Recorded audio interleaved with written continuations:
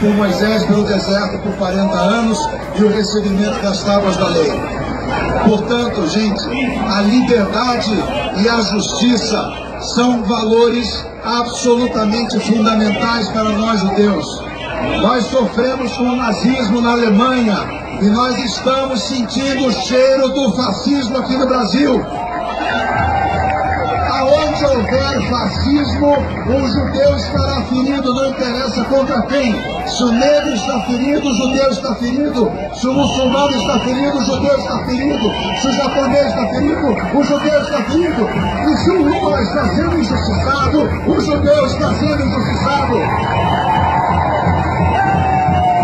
Lula é o nosso Moisés. Ele formou o povo brasileiro. Ele nos fez cruzar o Mar Vermelho para chegar na liberdade. Viva Luiz Inácio Lula da Silva! Lula livre! Lula presidente!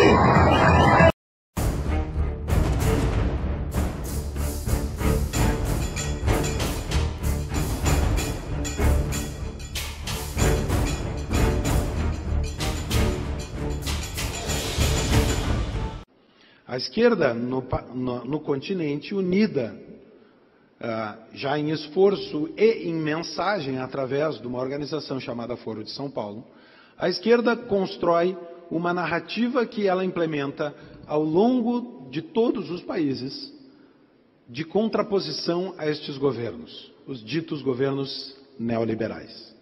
E o que diz essa narrativa? Ela diz, em primeiro lugar, ela é uma narrativa ética. Ela diz que estes governos foram corruptos, que a causa da corrupção são estes governos neoliberais.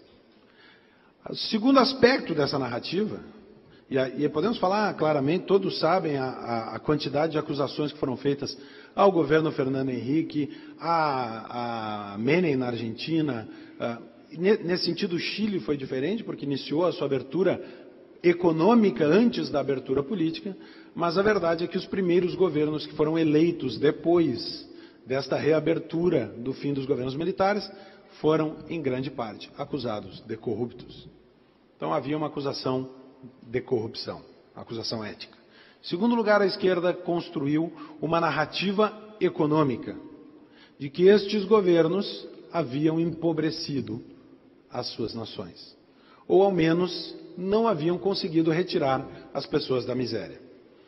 Todos talvez lembrem de uma propaganda do Partido dos Trabalhadores no Brasil, em que era um sujeito caminhando na rua, passava por um morador de rua e se compadecia. E a propaganda era mais ou menos assim: se você também fica chateado ao ver isso, no fundo você também é um pouco PT. Era um apelo emocional ao argumento de que os governos anteriores não haviam conseguido resolver os problemas da pobreza. Então, o segundo aspecto, a segunda criação em resposta à onda anterior que a esquerda fez, é uma questão econômica. Vocês não cuidam dos pobres. Ética econômica, mas econômica. Não conseguiram gerar riqueza. A terceira acusação é uma acusação de ordem democrática, de ordem política. Eles diziam, estes governos são herdeiros da ditadura. Os seus partidos nasceram da ditadura, esse sujeito já estava no Congresso durante a ditadura e não sozinho conseguiu parar a ditadura, portanto, são filhotes da ditadura, essa é a expressão do Brasil. A narrativa que a esquerda criou, produziu, organizou e comunicou ao continente inteiro baseava-se em três aspectos. Um aspecto ético, eles são corruptos. Um aspecto econômico, eles não resolveram o problema da pobreza. E um aspecto democrático, eles não são democratas, eles são ditadores disfarçados. E com isso se produz uma nova onda, que é a onda da qual agora estamos assistindo os estertores. Produziu-se uma onda, a onda bolivariana. A onda de religação dessas esquerdas, de retomada de poder, como bem mencionaste, Brasil, Argentina, Paraguai, Equador, Venezuela, o que mais? Ou o Chile, em certo grau. Em certo grau, é claro que há diferenças. O Álvaro Vargas Llosa gosta de dizer que há governos socialistas carnívoros e socialistas herbívoros. No fim das contas, socialistas são. Aos que são mais perigosos, e o caso venezuelano não nos deixa mentir. Pois bem, o que aconteceu quando tomaram o poder? Sob esses três aspectos. Sob o aspecto econômico, apesar da propaganda que a esquerda produziu de ter resolvido o problema da pobreza, ao fim dos 13 anos de governo do PT no Brasil, o Brasil é um país rico. Os pobres brasileiros vivem bem. Está resolvido o problema social do Brasil. Deixamos de ter favelas. Existe pleno emprego. As pessoas têm acesso aos bens de consumo? Me parece que não. A esquerda produziu um discurso, enquanto era oposição, reforçou esse discurso dizendo que tinha atingido sucesso nesse aspecto, mas a verdade é que o país que nós herdamos do PT não é um país de classe média, ele segue sendo um país pobre, e o PT mentiu. O segundo aspecto, o aspecto da democracia, o PT dizia, estes governos são, e ao falar do PT, eu posso transpor isso para basicamente qualquer partido signatário do Foro de São Paulo e qualquer um dos outros países que participaram desse eixo. Diziam eles, os senhores são herdeiros da ditadura, não são democratas. E o que fizeram estes partidos quando assumiram o poder?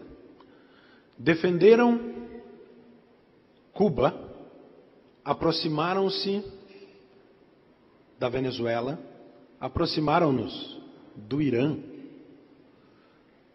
tentaram regular a imprensa.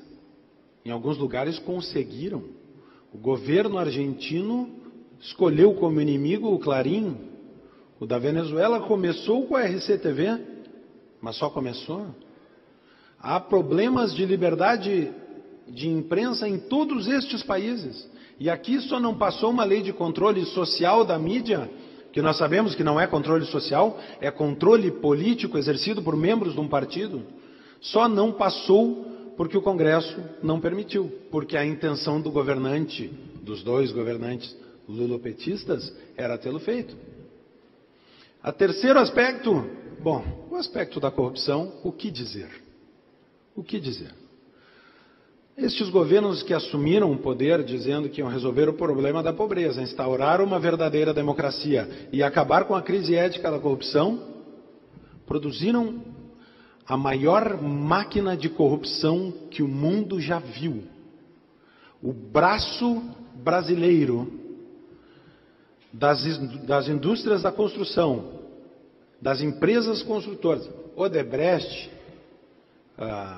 Camargo Correia, Andrade Gutierrez, OAS, Toyo Setal, foram o braço financeiro de integração que se pôs a serviço dessa mente bolivariana.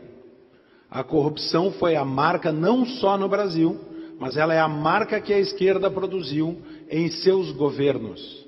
O Brasil doou a estes países amigos, através do BNDES, boa parte da riqueza dos brasileiros, o dinheiro dos impostos dos pobres que o PT disse que sempre defenderia. O PT traiu o Brasil. Estas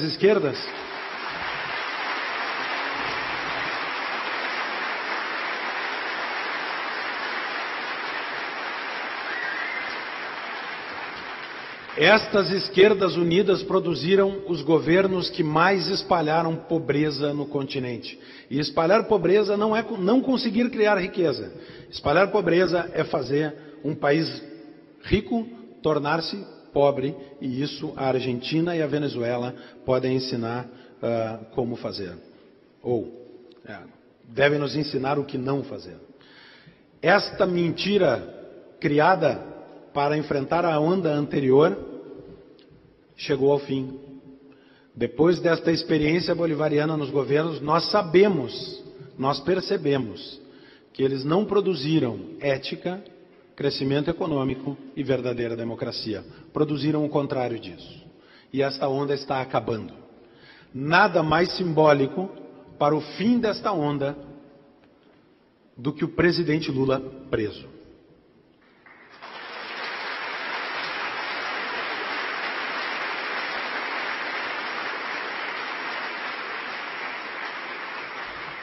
Um regime acostumado a usar aviõezinhos para levar caixas de dólares a seus amigos no continente, viu um aviãozinho levar o seu líder para o Chilindró.